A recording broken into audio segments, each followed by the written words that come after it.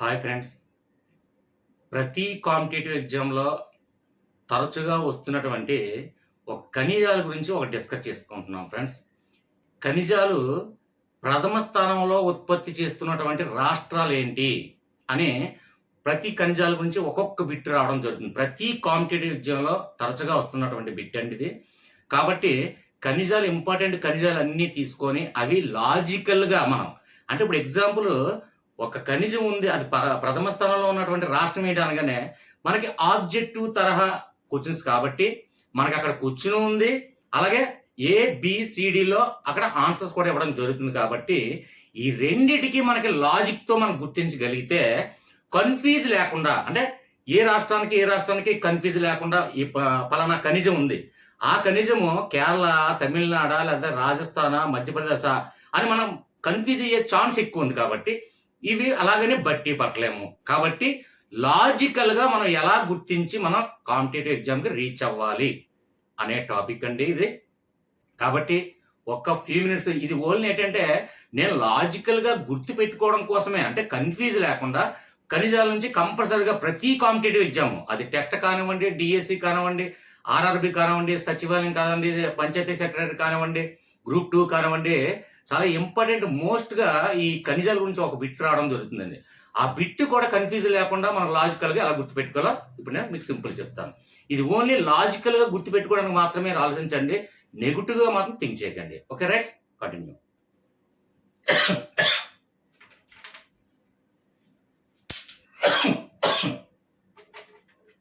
Friends ఇక్కడ మనం చూడండి.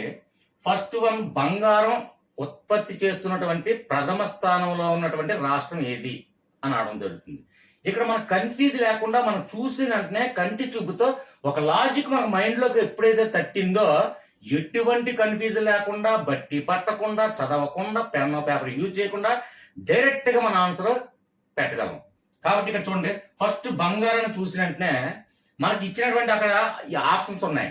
ఏ మరియు బి మరియు సి మరియు డిలో ఇక్కడ ఒక 4 ఆప్షన్స్ ఉన్నాయి అనుకోండి.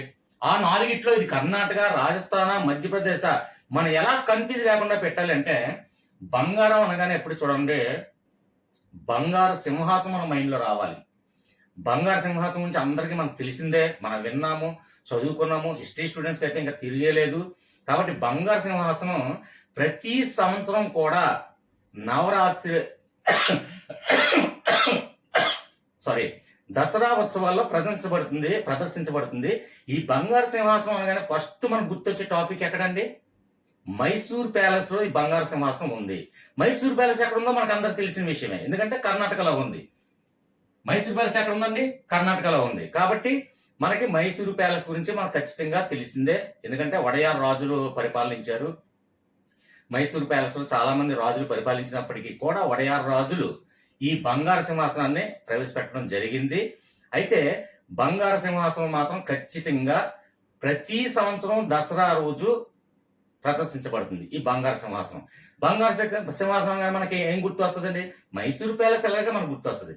మైసూర్ ప్యాలెస్ అనగానే ఆటోమేటిక్గా కర్ణాటక. అంటే కన్ఫ్యూజ్ లేకుండా మనకి బంగారం అనగానే బంగారు సింహాసనం గుర్తు రావాలి. ఆ బంగారు సింహాసనం ఎక్కడ ఉంది? మైసూర్ ప్యాలెస్ లో ఉంది. కాబట్టి మైసూర్ ప్యాలెస్ ఎక్కడ ఉంది అంటే కర్ణాటకలో ఉంది. కాబట్టి బంగారం ఉత్పత్తి చేస్తున్నటువంటి ప్రథమ స్థానంలో ఉన్నటువంటి రాష్ట్రం ఏదండి అంటే కర్ణాటక. ఓకే ఫ్రెండ్స్, లాజిక్ గుర్తుకొస్తే చాలు. అంటే 2 సార్లు మీరు ఇయర్ ఫోన్ పెట్టుకొని ఈ వీడియో చూసినట్లయితే ఆ లాజిక్స్ అలా మైండ్ లో సేవ్ అవుతాయి. ఓకే ఫ్రెండ్స్, నెక్స్ట్ చూడండి. వెండి, నెక్స్ట్ రాగి. వెండి, రాగి చూడండి, రాజస్థాన్ ఉంది. ఒకే సంబంధించినటువంటి ఖనిజాలన్నీ ఒక దగ్గర రాయడం జరుగుతుంది. కాబట్టి మీరు కన్ఫ్యూజ్ లేకుండా ఇంక ఈజీగా గుర్తుపెట్టుకోవచ్చు.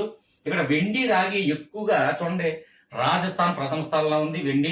అలాగే రాగి కూడా రాజస్థాన్ ప్రథమ స్థానంలో ఉంది ఉత్పత్తి చేస్తున్నటువంటి రాష్ట్రాల్లో. అయితే వెండి, రాగి వస్తువులు ఎక్కువగా ఎవరు వాడారండి అంటే మనం వాడలేదంటే మనమే ఇప్పుడు స్టీలు లేదా ప్లాస్టిక్ సంథింగ్ ఎక్కువ మనం అంటే గ్లాసులు కానివ్వండి, మనం తినే కంచాలు, గిన్నెలు, పాత్రలు కానివ్వండి, ఇవేనా సరే. కానీ రాజులు మొత్తం కూడా వాళ్ళు స్టీలు అంటే ప్లాస్టిక్ వస్తువులు కాకుండా వెండి మరియు రాగి వస్తువులే ఎక్కువగా వాడేవారు. కాబట్టి మనకి రాజస్థాన్లో ఏముందండి? రాజా అంటే రాజులు. లాజిక్ అంతే. అంటే ఇక్కడ చూసినట్టే మనకు వెండి రాగి గ్లాసులు ఎక్కువగా ఎవరు వాడేవారు? రాజులు వాడేవారు. కాబట్టి రాజులు అనగానే రాజస్థాన్ అనే ఒక లాజిక్ మనకు మైండ్లోకి వస్తే ఎటువంటి కన్ఫ్యూజన్ లేకుండా పెడతాం. ఓకే ఫ్రెండ్స్, నెక్స్ట్ వన్ చూడండి.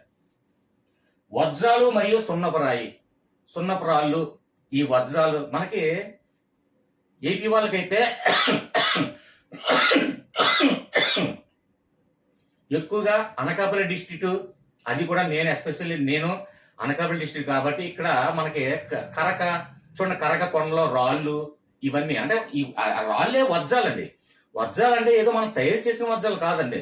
మనకి తవ్వకాల్లో భూమి మధ్యలో ఉన్నటువంటి తవ్వుతుంటే మనకి అదే కరక కోరి అంటాం. కోరి, క్వారీ, రాళ్ళు అంటే ఇక్కడ సున్నపురాయి అలాగే వజ్రాలు అంటే కొంచెం బాగా డెవలప్మెంట్ చెందింది అనుకోండి, అవి వజ్రాలుగా మారుతుంటాయి. కాబట్టి ఫస్ట్ రాళ్ళుగా ఉండి అలాగా కాలక్రమేణా కొన్ని వందల సంవత్సరాల తర్వాత అది వజ్రాలుగా మారుతుంటాయి. అది దాన్ని తీసుకెళ్లి దాన్ని రూపుదిద్దులు మార్చి ఒక వజ్రాన్ని కంటికి సొంపుగా కనిపించే విధంగా తయారు చేయడం జరుగుతుంది.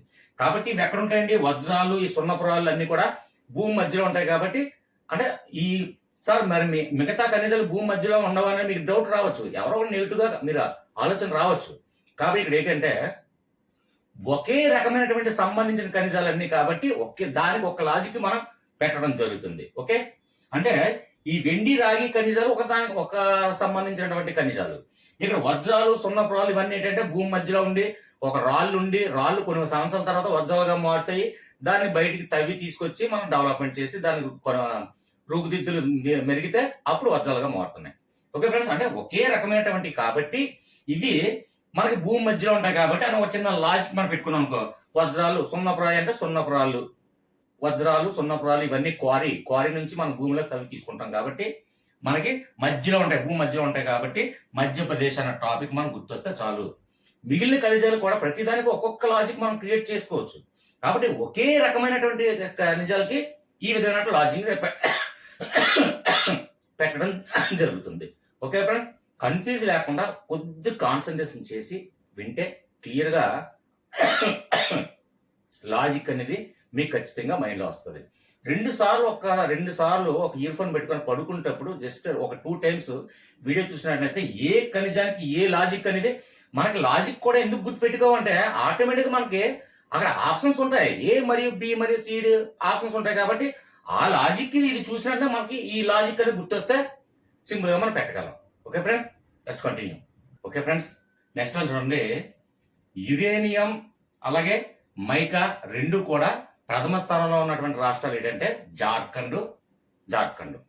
అయితే ఇక్కడ మనకి జార్ఖండ్ ఇక్కడ చూసినట్టే యురేనియం ఖనిజము అలాగే మైకా ఖనిజం ఈ రెండు చాలా ఇంపార్టెంట్ ఖనిజాలు అండి. ఎందుకంటే మనకి బాంబులు, వెపన్స్ ఇలాంటి వాటిల్లో ఎక్కువ అవి యురేనియం అనేది యూజ్ చేయడం జరుగుతుంది. కాబట్టి ఇది చాలా పవర్ఫుల్ ఖనిజాలు ఏమన్నా ఉంటే యురేనియం నిల్వలు అనేది మన ఈ అణు సామాగ్రి, అణు బాంబులు ఇందులో ఎక్కువగా వాడతారనే విషయం మనకు అందరికి తెలిసిన విషయమే.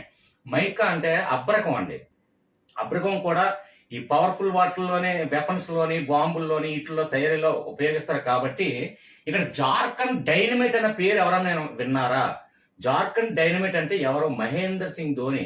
క్రికెట్ లో ఇక్కడ యురేనియం, మైకా లాంటి పవర్ఫుల్ బాంబుల్లో ఉపయోగించే శక్తి, పవర్ఫుల్ వెపన్స్ కాబట్టి దీంతో కంపేర్ చేస్తూ మహేందర్ సింగ్ ధోని జార్ఖండ్ డైనమైట్ అని పిలుస్తారండి. ఎందుకంటే మహేందర్ సింగ్ ధోని జార్ఖండ్ రాష్ట్రానికి చెందినవాడు కాబట్టి జార్ఖండ్ లో మహేందర్ సింగ్ ధోని ఎక్కువ ఉత్పత్తి చేస్తున్నటువంటి ఏంటంటే ఇది యురేనియం, మైకా కూడా ఎక్కువగా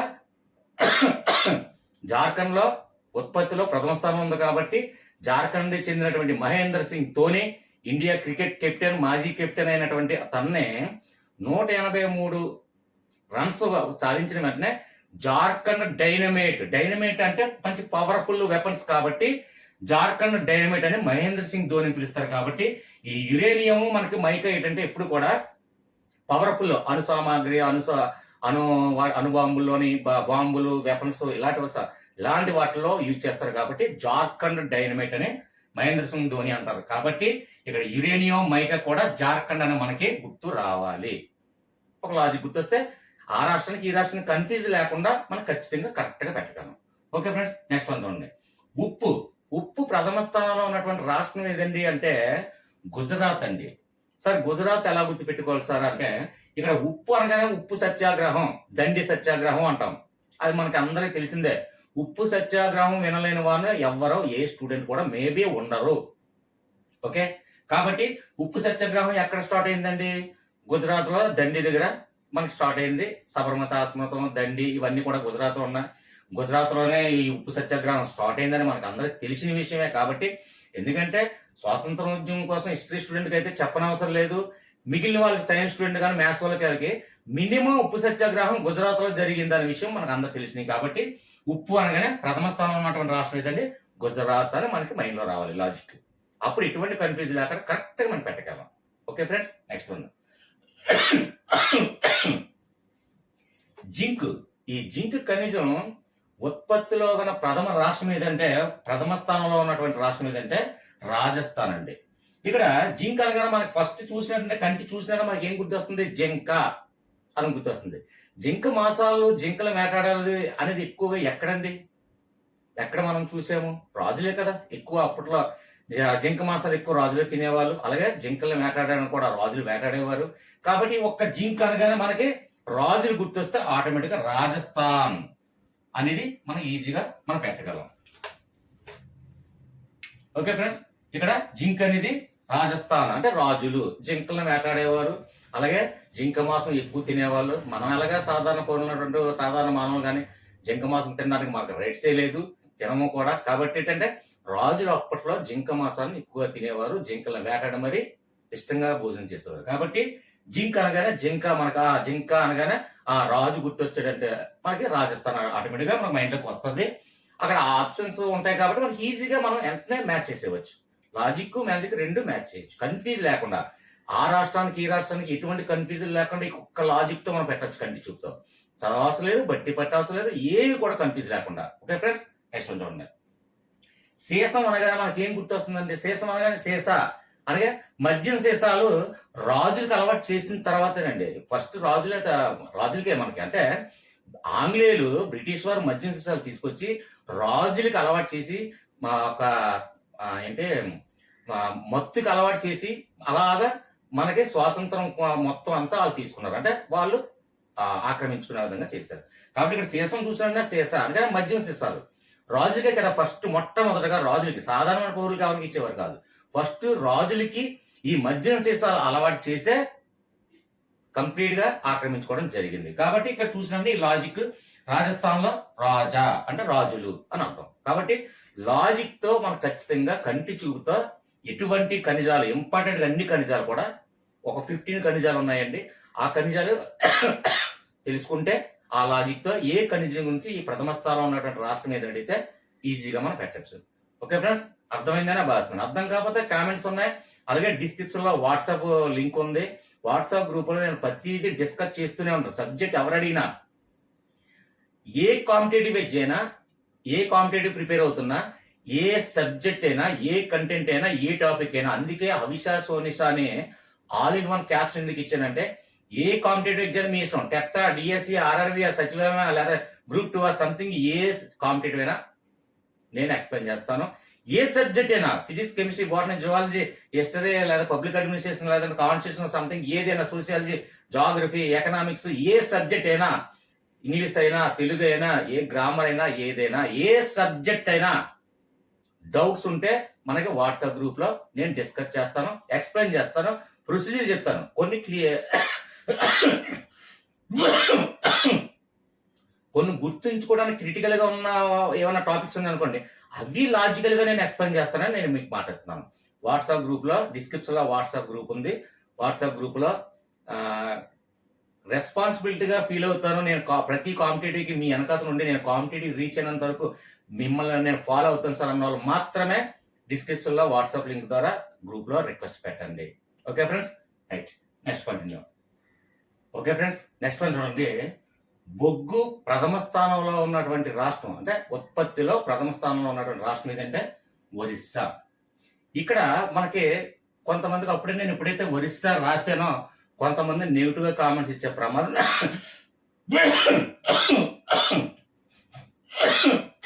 సారీ. కొంతమంది సార్ ఒరిస్సా అని మీరు అంటున్నారు కదండి, ఒడిశా కదండి సార్, పేర్లు మారే కదండి అంటారు. మనకి లాజిక్ ప్రకారంగా మాత్రమే ఆ మాత్రం ఒరిస్సాని ఒడిశాగా మార్చారు, లేదా ఒడిశా ఇవన్నీ కూడా అది తెలియక కాదండి. మనకి లాజిక్ ఏ విధంగా సెట్ అవుతుందో దానికి మైండ్లోకి వచ్చే విధంగా ఉంటే చాలు అని, అంతే. ఓకే ఫ్రెండ్స్, ఇక్కడ ఒడిశాకి ఒరిస్సా అని రాశాను అంటే పాతనేమో రాశాను అనుకోండి, అదొక్కటే. దయచేసి లాజిక్ సింక్ అవ్వాలనే ఉద్దేశంతో నేను ఒరిస్సా అని రాశాను. ఓకే ఫ్రెండ్స్, అది మాత్రం అర్థం చేసుకోండి. నెగిటివ్ కామెంట్స్ చెప్పండి ప్లీజ్, రిక్వెస్ట్. ఓకే, ఇక్కడ చూడండి, బొగ్గు. ఒరిస్సాలో మనం చూసినట్టే ఫస్ట్ మన కంటి చూపు ఎక్కడికి వెళ్తుంది, ఏదో ఒక లాజిక్ మనకు ఏదైనా ఒక పదాన్ని కానీ, ఒక వాక్యాన్ని కానీ, ఒక సెంటెన్స్ కానీ ఏదైనా చూస్తే సంథింగ్ ఏదో ఒకటి మనకి మైండ్ వెంటనే తడుతుంది. ఇక్కడ ఒరిస్సాలో చూడండి, వరి. చూడండి, వరి. వరి అంటే ఏంటి, మనకి వెంటనే గుర్తొచ్చింది వరి అంటే ధాన్యము, బియ్యము, ఐ మీన్ రైస్. రైస్ అంటే మైండ్ లో రావాలి. ఓకేనా, ఈ మాత్రం కూడా మనం లాజిక్ మనకి మైండ్ లో రాకపోతే అది మనకి మనం ఇజ్జతకే ఆలోచించుకోవచ్చు. కాబట్టి ఒరిస్సా చూసినట్టే వరి. వరి అంటే రైస్. ఓకే, రైస్ ఒక్కడ మన మైండ్ లోకి వస్తే ఆటోమేటిక్ ఈ ఖనిజాలన్నీ కూడా ఈజీగా ఒరిస్సాకి సంబంధించినటువంటి ఖనిజాలన్నీ ఈజీగా మన మైండ్ లోకి వస్తుంది. ఒకే విధంగా కొన్ని కష్టంగా సింక్ అవ్వచ్చు, కొన్ని ఈజీగా సింక్ అవ్వచ్చు. మనకున్న సబ్జెక్ట్ బట్టి అది ఆలోచించే విధానం బట్టి కూడా ఉంటది. ప్రతి ఒక్కరూ ఒకే విధాలా ఆలోచించరు. కాబట్టి కొన్ని సింక్ అవడం అనేది కొంచెం ఇబ్బందిగా ఉండొచ్చు, ఈజీగా ఉండొచ్చు. ఓకే ఫ్రెండ్స్, ఇక్కడ మనకి బొగ్గు చూసినట్టే ఒరిస్సాలో వరి. వరి అంటే మనకి రైస్ అని గుర్తొస్తే చాలు, అంతే. పెద్ద కష్టమేం కాదు. రైస్ ఇప్పుడంటే గ్యాస్లు, కరెంటు కుక్కర్లో సంథింగ్ వచ్చాయి, కానీ ఒకప్పుడు అందరి ఇంట్లో కూడా బొగ్గుల మీద ఇప్పటికీ వండుతున్నారు కదండి. కాబట్టి రైస్ బొగ్గుల మీద వండుతున్నారు కాబట్టి అది ఒక్క విషయాన్ని మనకు లాజిక్ వస్తే ఆటోమేటిక్ గా బొగ్గు అనేది ఒరిస్సాలో వరి చూసినట్టే రైస్ గుర్తొస్తుంది. వరి అంటే ఏంటి, రైస్. ఆ రైస్ గుర్తొస్తే ఆటోమేటిక్ గా బొగ్గుల మీద మనం వండేవాళ్ళం. మన పూర్వీకులందరూ బొగ్గుల మీదే. అప్పుడు గ్యాస్లు, కరెంటు కుక్కర్లు ఇవే ఏం లేవు. బొగ్గులు, కర్రలు వీటి మీద అంటే బొగ్గు కాబట్టి దాని మీద వండుకున్న తినేవాళ్ళం. కాబట్టి అదొక్కటి గుర్తిస్తే ఆటోమేటిక్ గా బొగ్గు అనేది, ఒరిస్సా అనేది మనం లైఫ్ లో మర్చిపోలేవండి. ఇంకా లాజిక్ అనేది మనం ఎక్కడ ఏ కాంపిటేటివ్ చూసినా ఆ బిట్ పడిందంటే ఆటోమేటిక్ గా డైరెక్ట్ గా మన మైండ్ అక్కడ వెళ్తుంది. Okay friends, right. Next iron. మనకి ఐరన్ ప్రథమ స్థానంలో ఉన్న రాష్ట్రం ఏంటంటే ఇది కూడా ఒరిస్సా అండి. ఈ ఒరిస్సాకి ఐరన్ కి సంబంధం ఏంటంటే చూడండి, వరిలో ఎక్కువగా ఐరన్ ఫుడ్ ఎందులో ఉంటుందండి, బ్రౌన్ రైస్. చాలా వరకు ఇది కొంతమంది ఏంటంటే ఎక్కువగా ముఖ్యంగా ఏంటంటే నేను కూడా ఇక్కడ మనకి ఏంటంటే ఐరన్ ఫుడ్ మనకు కావాలి అంటే షుగర్ కానీ, బీపీ కానీ ఉన్నవాటి ఇలాంటి పేషెంట్లు ఎక్కువగా రైస్ కాకుండా బ్రౌన్ రైస్ తినండి అని డాక్టర్ల సలహా మేరకు చాలా మంది తింటుంటారు. కాబట్టి బ్రౌన్ రైస్ అది కూడా రైసే. కాబట్టి ఐరన్ ఫుడ్ మామూలు రైస్ లో కన్నా బ్రౌన్ రైస్ లో కొంచెం ఎక్స్ట్రా ఉంటది. కాబట్టి ఖచ్చితంగా వరి చూసినట్టే రైస్ గుర్తుకొస్తుంది. ఐరన్ అనగానే ఐరన్ ఫుడ్ ఏంటి, వరిలో మనకు బ్రౌన్ రైస్, అది ఖచ్చితంగా మనకు గుర్తొస్తుంది. ఓకే ఫ్రెండ్స్, ఈ లాజిక్ కూడా మ్యాచ్ అయితే చాలు. ఇవన్నీ ఒరిస్సా సంబంధించి అన్ని కూడా వరితో మనకు లాజిక్ మన సింక్ అయితే చాలు. ఓకే ఫ్రెండ్స్, నెక్స్ట్ ఇక్కడ ఒరిస్సా ఏంటంటే బాక్సైట్ ప్రథమ స్థానంలో ఉత్పత్తి చేస్తున్నటువంటి రాష్ట్రం ఏదంటే ఇది కూడా ఒరిస్సా. ఇదేంటి సార్, ఇది వరి అనగానే మనకి ఇక్కడ ఆటోమేటిక్ ఒరిస్సాలో వరి చూసుకున్నట్టయితే వరి అనగానే రైస్. ఈ రైస్ మనకి చూడండి, స్కూల్ కి మనం డైలీ మనం చేస్తున్నటువంటి పనులు ఏంటండి, ఆఫీస్కి వెళ్ళే వాళ్ళు, ఉద్యోగస్తులు కానివ్వండి, స్కూల్ పిల్లలు కానివ్వండి, వాళ్ళకి బాక్స్ కట్టి రైస్ అందులో పెట్టి మనం బాక్స్ పంపిస్తాం. దట్స్ ఇట్ లాజిక్, అంతే. ఆలోచిస్తే ప్రతి ఒక్క దానికి ఏ కాంపిటేటివ్ ఎగ్జామ్ అవ్వండి, ఏ సబ్జెక్ట్ అవ్వండి, ఏ టాపిక్, ఎంత క్లిష్టమైన టాపిక్ అయినా, ఎగ్జాంపుల్ నేను లాటిన్ పదాలు, గ్రీక్ పదాలు కూడా, అవి కొన్ని ఇంగ్లీష్ బ్రిటిష్ వాళ్ళ పదాలు, వాళ్ళ పేర్లు కూడా చాలా క్లిష్టంగా ఉంటాయి. అలాంటి వాటిని కూడా నేను లాజిక్ గానే, క్రిటికల్ గా ఉన్నటువంటి పదాలన్నీ కూడా లాజిక్ మ్యాచ్ చేసే నా వీడియోలన్నీ కూడా నేను చెప్పగలేను. అంటే ఇక్కడ నేను ఏం చెప్తున్నాను అంటే, ఆలోచించే విధానం డిఫరెంట్ గా ఆలోచిస్తే ఆటోమేటిక్ గా ప్రతి దానికి ఒక సొల్యూషన్ దొరుకుతుంది. ఎలాంటికైనా, ఏ టాపిక్ అయినా, ఏ కంటెంట్ అయినా మనం గుర్తుంచుకోవడానికి ఎంత కష్టం ఉన్నా ఈజీగా మనం గుర్తుపెట్టుకోవచ్చు. అది లాజిక్స్ తెలిస్తే. మనం ఆలోచించే విధానం, వే ఆఫ్ థింకింగ్, అంతే. That's it. ఓకే ఫ్రెండ్స్, ఇక్కడ బాక్సైట్ అనగానే మనకి ఏమవుతుంది, బాక్స్ అంటే ఒకటి మనకి మెయిన్ గా ఆ శబ్దం వినిపిస్తుంది కదా, బాక్సైట్ లో బాక్స్ అంటే రైస్ ని బాక్స్ రూపంలో మనం కట్టి మన పిల్లలకు కానివ్వండి, లేదంటే మనం కానివ్వండి, ఎంప్లాయీస్ ఉద్యోగస్తులు కానివ్వండి, డ్యూటీలకు కానివ్వండి, స్కూల్స్ కానివ్వండి, కాలేజీలు కానివ్వండి, బాక్స్ రైస్ పట్టుకొని బాక్స్లో రైస్ పెట్టుకొని మనం వెళ్తాం. ఈ లాజిక్ ఒక్కటి చాలండి. నీకు బాక్సైడ్కి ఒరిస్సాని ఈజీగా మనం ఐడెంటిఫై చేయొచ్చు. ఓకే ఫ్రెండ్స్, నెక్స్ట్ వన్ మాంగనీస్లో చూడండి. ఇక్కడ నీస్ అని చూడండి. నీస్ అంటే ఏంటండి? మనం నీస్ తింటామా? శనివారం నీస్తానం, లేదా శుక్రవారం నీస్తానం, లేదా సోమవారం నీస్తానం, సంథింగ్. నీస్ అంటే నాన్ వెజ్. నాన్ వెజ్ కాబట్టి ఇది కూడా దేంతో తింటామండి? రైస్తోనే కదా తింటాం. అది కూడా రైసే కదా. అది కూడా రైస్ అంటే ఒరిస్సా అంటే రైస్తోనే కదా మనం నీస్ తింటాం, non veg.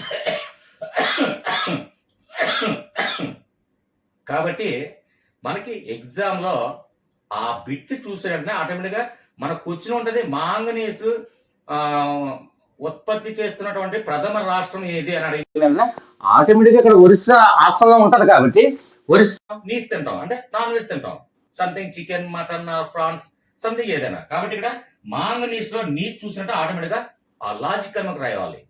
Okay friends, right. మీరు కూడా నా స్టూడెంట్స్, నా సబ్స్క్రైబర్స్, నా ఫాలోవర్స్ అయితే డిఫరెంట్గా ఆలోచించండి. ప్రతి దానికి ఒక మార్గం అనేది దొరుకుతుంది. ఎంత క్లిష్టమైన టాపిక్ అయినా, సార్ నాకు మ్యాథ్స్ అంటే భయం, నాకు ఇంగ్లీష్ గ్రామర్ అంటే భయం, సార్ నాకు తెలుగు గ్రామర్ అసలు ఛందస్ అంటే అర్థం కావట్లేదు భయం అండి, లేదంటే వాళ్ళ కొన్ని పదాలు ఇంగ్లీష్ వర్డ్స్ ఆ టెన్స్, లేదంటే సంథింగ్ ఏదైనా పలానా సబ్జెక్ట్, సార్ నాకు కెమిస్ట్రీ అంటే భయం, పరమాణు సంఖ్యలు ఎలా గుర్తించుకోవాలి, దాని పరమాణు భారాలు ఎలా గుర్తుపెట్టుకోవాలి, లేదా సంథింగ్. ప్రతి ఒక్కరికి నాకు హిస్టరీ అంటే భయం అంటారు. హిస్టరీలో కొన్ని సంవత్సరాలు ఎలా గుర్తుపెట్టుకోవాలి తెలియదు అంటారు. దానికి లాజిక్ నేను చెప్పాను వీడియోస్. నాకు అన్ని సబ్జెక్టు ఒకసారి ఇక్కడ చూడండి, మోర్ దగ్గర క్లిక్ చేస్తే, మీ వీడియో చూస్తున్నప్పుడు మోర్ దగ్గర క్లిక్ చేస్తే అక్కడ ఆల్రెడీ లెఫ్ట్ సైడ్ నా వీడియోస్ అన్ని ఉంటాయి. ఇప్పటి వరకు చేసినటువంటి అన్ని సబ్జెక్టులు వీడియోలు కూడా అందులో ఉంటాయి. ఒకసారి చూడండి. అప్పటికి మీరు ఆశించిన వీడియో దొరకకపోతే నాకు వాట్సాప్లో మీరు మెసేజ్ పెడితే నేను వెంటనే ఆ వీడియో లింక్ నేను షేర్ చేస్తాను. ఓకే ఫ్రెండ్స్, ఇక చూడండి బారైట్స్. ఈ బారైట్స్ ఖనిజం అనేది ఉత్పత్తిలో ప్రథమ రాష్ట్రం ఏంటంటే ఆంధ్రప్రదేశ్ అండి ఇది. కాబట్టి మనకు ఆంధ్రప్రదేశ్ కాబట్టి ఆంధ్రప్రదేశ్లో ఇంపార్టెన్స్ మనం చదువుతాం కాబట్టి ఖచ్చితంగా మనం గుర్తుండొచ్చు. తెలంగాణ వాళ్ళు కానీ వేరే వాళ్ళు కానీ గుర్తు లేకపోవచ్చు. కాబట్టి ఒకసారి చూడండి బారైట్స్ లో ఇక్కడ ఏముందండి? రైట్స్. రైట్స్ అంటే ఏంటండి? హక్కులు. ఇక్కడ ఆంధ్రప్రదేశ్ ఎప్పుడైతే తెలంగాణ నుంచి విడిపోయినప్పుడు ఆంధ్రప్రదేశ్కి కొన్ని హక్కులు కల్పించండి, అంటే ఒక అమరావతి, ఒక రాజధాని నిర్మించుకోవడానికి కొంత నిధులు మనకి ఇవ్వండి, లేదంటే కొంతకాలం ఉమ్మడి రాజధానిగా ఉంచండి, అలా సంథింగ్ కొన్ని హక్కులు మనం అడిగాం. ఆంధ్రప్రదేశ్ విడిపోయినప్పుడు, ఆంధ్రప్రదేశ్ ఆవిర్భావం చెందినప్పుడు, ఏంటంటే తెలంగాణ విడిపోయినప్పుడు కొన్ని హక్కులను మనం అడిగాం. కాబట్టి ఆంధ్రప్రదేశ్ ఇక్కడ రైట్స్ అనగా ఏంటి? రైట్స్, RIGHTS రైట్స్ అంటే హక్కులు. ఆ హక్కులు ఏంటడిగా ఉండే? తెలంగాణ నుంచి ఆంధ్రప్రదేశ్ విడిపోయినప్పుడు ఆంధ్రప్రదేశ్ కొన్ని హక్కులు కలిగి ఉంది, ఆ హక్కులు అడగడం కూడా జరిగింది. కాబట్టి ఈ లాజిక్ ఒకటి మైండ్లోకి వస్తే ఈజీగా గుర్తుపెట్టుకోవచ్చు. ఫ్రెండ్స్, ఖచ్చితంగా ప్రతి దానికి నేను ప్రతి సులువైన దానికి, ప్రతి కష్టమైన దానికి కూడా సులువుగా నేను మార్గాన్ని నేను చూపిస్తాను. ఏ సబ్జెక్ట్ అయినా, ఏ వీడియో అయినా మీరు కామెంట్ రూపంలో మీ డౌట్స్ కానీ, సందేహాలు కానీ, సంథింగ్ ఏదైనా అడగచ్చు. దయచేసి నెగిటివ్ కామెంట్స్ ఇవ్వకుండా పాజిటివ్ కామెంట్స్ ఇచ్చే వాళ్ళకి మాత్రం నిజం చెప్తున్నాను, నేను మైండ్లో పెట్టుకుంటాను. నేను ప్రతి కామెంట్స్కి కూడా నేను ఆన్సర్ ఇస్తున్నాను. కావాలంటే నా వీడియోస్ అన్ని కూడా చూడండి. ప్రతి కామెంట్స్ కూడా నేను ఆన్సర్ ఇస్తున్నాను లేదా మీరు చూడండి. ఎందుకంటే మీరు సమయం కేటాయించి ఒక పాజిటివ్ కామెంట్ ఇచ్చారంటే నేను సమయం కేటాయించి మీకు ఆ ప్రాధాన్యతని ఇవ్వాలి. కాబట్టి అదే ధర్మంతో మీ కామెంట్స్ అందరికీ కూడా నేను సమాధానం ఇస్తున్నాను. అది మాత్రం గుర్తుపెట్టుకోండి. దయచేసి నెగిటివ్ కామెంట్స్ ఇవ్వకుండా పాజిటివ్ కామెంట్స్ ఇస్తే నాకు ఇంకా ఎనర్జీగా మంచి మంచి వీడియోలు మీ ముందుకని వచ్చి మీకు జాబ్ అచీవ్ అయినంత వరకు నేను మీకు ఉపయోగపడతానని నేను ఆశిస్తున్నాను. అలాగే దయచేసి వీడియో నచ్చినట్టయితే లైక్ చేయండి, సబ్స్క్రైబ్ చేయండి. నెక్స్ట్ ఇంకొకటి ఇక్కడ పక్కన జాయిన్ బటన్ అనుకోండి. జాయిన్ బటన్ ద్వారా జాయిన్ అయ్యి మెంబర్షిప్ తీసుకున్న వాళ్ళకి ఏంటి సార్ ప్రాధాన్యత అని కొంతమంది అడుగుతున్నారు. వాళ్ళకి ఏంటంటే first preference is goes to joiners. అంటే నెక్స్ట్ ఏ టాపిక్, ఏ సబ్జెక్ట్ ఎంత సులభంగా ఏ వీడియో కావాలన్నా ఒక్క పాయింట్ నన్ను అడిగితే జాయిన్ బటన్ ద్వారా జాయిన్ అయ్యి మెంబర్షిప్ తీసుకున్న వాళ్ళకి ఖచ్చితంగా ఫస్ట్ ప్రిఫరెన్స్ వాళ్ళకే ఇస్తాను. వాళ్ళు ఏ వీడియో చేయమంటే ఆ వీడియో చేస్తానండి డెఫినెట్ గా. సార్ మ్యాథ్స్ అంటే నాకు అస్సలు రాదండి అంటే మ్యాథ్స్ అసలు ప్రాబ్లమ్స్ లేకుండా, లేకపోతే ప్రొసీజర్ లేకుండా, లేదంటే ఫార్ములాస్ లేకుండా ఎంత ఈజీగా, ఎంత నార్మల్స్ అయినా, అంటే నా వీడియో ఎలా ఉండాలంటే నిరక్షరాస్యుడు కూడా ఆ వీడియో నాకు చూస్తే నాకు అర్థం కావాలి. అది కాన్సెప్ట్తో నేను అంత ఈజీగా లాజిక్ పద్ధతిలో నేను చెప్తాను. ఓకే ఫ్రెండ్స్, జాయిన్ బటన్ ద్వారా జాయిన్ అయ్యేకి మాత్రం నేను ఖచ్చితంగా first preference is goes to joiners. Joiners ఎవరైతే ఏదైతే నాకు పలానా సబ్జెక్ట్ కానీ పలానా వీడియో పలానా టాపిక్ నాకు కావాలి అని అడిగితే ఫస్ట్ వాళ్ళకి ప్రిఫరెన్స్ ఇచ్చి వాళ్ళ గురించే నేను వీడియో చేస్తాను. అది జాయిన్ బటన్ ద్వారా జాయిన్ అయిన వాళ్ళకి నేను ఇచ్చే ఒక ఇంపార్టెన్స్. ఓకే ఫ్రెండ్స్, మంచి టాపిక్తో మళ్ళీ నేను వాట్సాప్ గ్రూప్లో నెక్స్ట్ ఏ వీడియో చేయాలనేది వాట్సాప్ మన గ్రూప్లో నేను మళ్ళీ డిస్కస్ చేస్తాను. డిస్కస్ చేసి ఆ వీడియో ఎక్కువ పర్సెంటేజ్ పోలింగ్ కండక్ట్ చేస్తాను, సబ్జెక్ట్ డిస్కస్ చేస్తాను. పోలింగ్లో ఎక్కువ పర్సెంటేజ్ వస్తే ఆ వీడియో కూడా నేను చేస్తాను. ఓకే ఫ్రెండ్స్, నెక్స్ట్ మంచి టాపిక్తో మళ్ళీ మేము ముందుకు వస్తాను. Until then bye friends, bye.